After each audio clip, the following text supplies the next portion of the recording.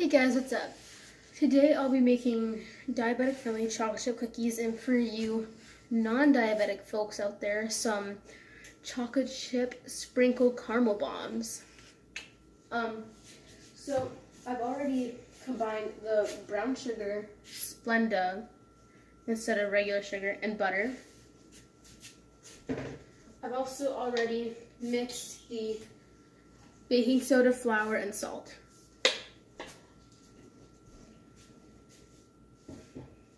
Now, mixing butter with dry ingredients is probably my least favorite part of baking. So bear with me here.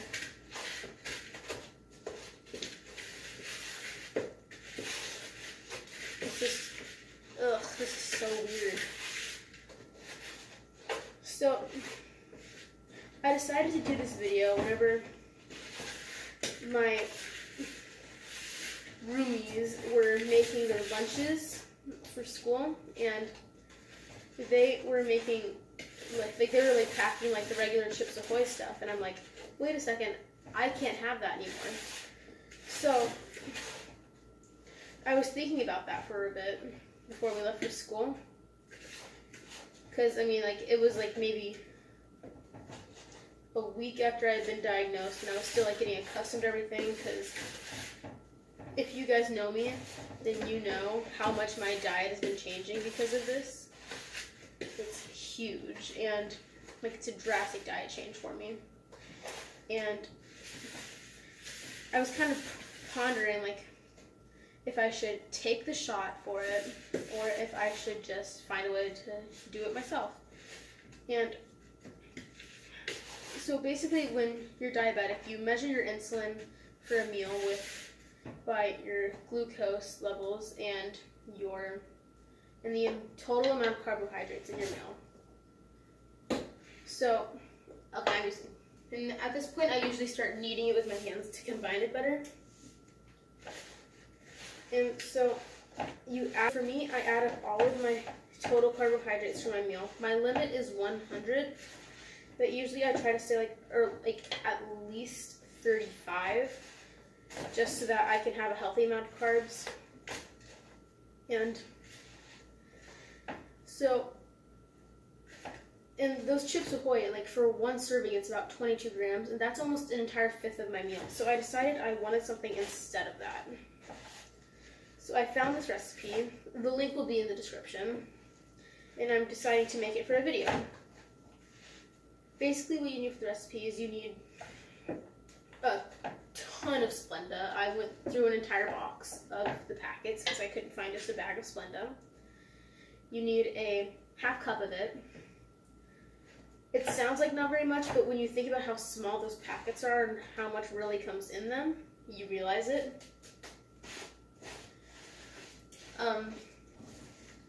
And you need a 3/4 teaspoon of vanilla, which I'm now going to mix in to this, and 1 egg,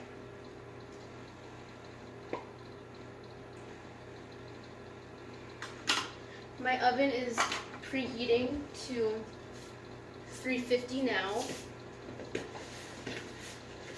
and my oven, it's generally pretty reliable, but I'm not gonna lie, I'm gonna admit we've had some mishaps in it. There was this one time I tried cooking a steak in it. I started a fire. My mom wouldn't let me live that one down for a while.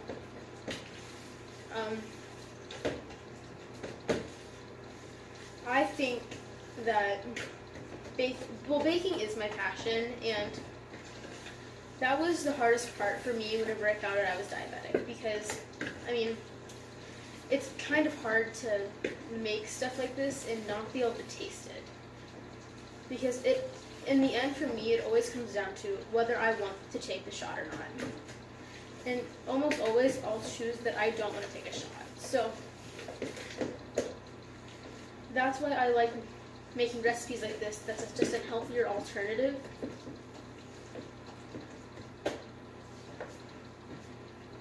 And now I'm going to mix in my dry ingredients gradually. When it says gradually, you usually really do want to do that because the texture turns out being better than it would if you just pour it all in at once. And all of the flour and stuff gets mixed around evenly, well, more evenly than it would normally.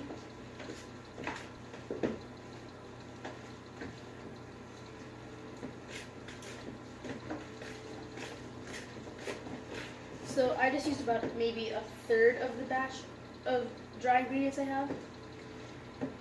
And if it isn't enough cookie dough to do both of the bombs, and just the regular chocolate chip cookies, I will make another batch. So, and I'll post another video of me making like the bombs, and later in the video I'll be showing you what goes into them. It's pretty simple. It's basically just like rainbow sprinkles and a little soft candy caramel. So now at this point again, I will start kneading with my hands to mix it, to get it like mixing more evenly. And I did wash my hands before I did this because that's disgusting not to.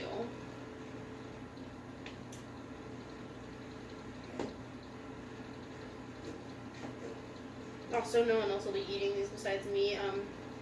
I have a lot of stuff going on tomorrow, so I'm making this video at 3 in the morning. Because since I've just been discharged from the hospital, I have to wake up at 2 every morning and take my glucose levels. And it's kind of hard to fall back asleep after pricking yourself in the finger it hurts because all of my fingers have bruises on them from the pricks. Like, the first prick on each finger does not hurt usually, but sometimes it can if you hit a blood vessel, which is uncommon.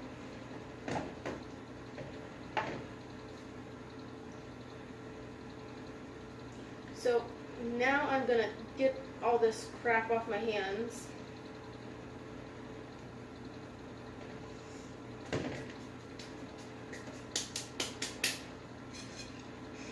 Right? That's how my life is going right now. I'm going to mix it all up the rest of the way, and now I can mix in my chocolate chips. I mean, really, I usually do it just anywhere throughout the process after I mix in all the ingredients. But I like doing it last so that everything just gets... I know that all the flour gets in before I put in the chocolate chips because sometimes chocolate, I don't know why, but it can like hold flour on it, like stick to it. Like it's like everything can do that, just sometimes flour does it more often. Just like sometimes like, it sticks to chocolate easier. Shut up. And so it looks like I will have enough dough to do a couple of the chocolate bombs. So the dough is just the part 1 of this video. I'll be posting part 2 in about an hour. Thanks for watching part 1.